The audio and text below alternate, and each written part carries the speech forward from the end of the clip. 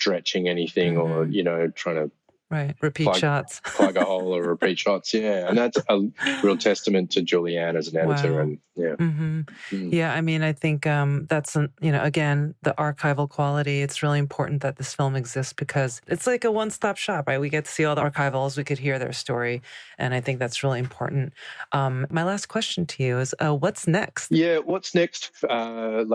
Long form film wise, couple of things in the oven. Not a lot I can talk about, but a couple of things.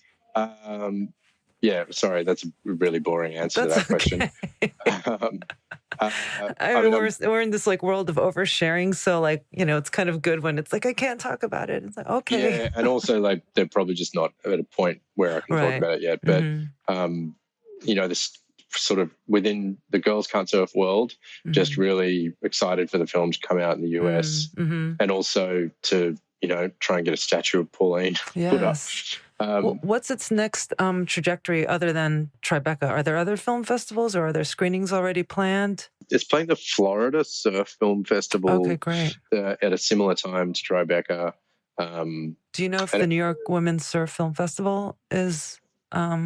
I haven't heard anything. Okay, no. I'm going to talk to her and see if we can get it in New York, in Rockaway in the summertime. There's nothing. It's really wonderful. Let's do it. Yeah, that sounds great. I mean, the Olympics is going to be hopefully, a great platform to create interest for the film and the history of women's surfing.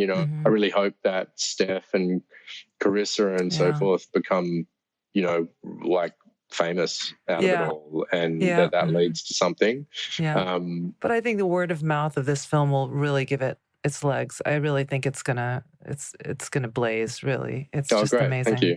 Yeah, I mean, my dream is that it transcends surfing because it's like I can see how people within surfing are really connecting with it, especially here in Australia, and it makes perfect sense to me because no one's done something like this big yet.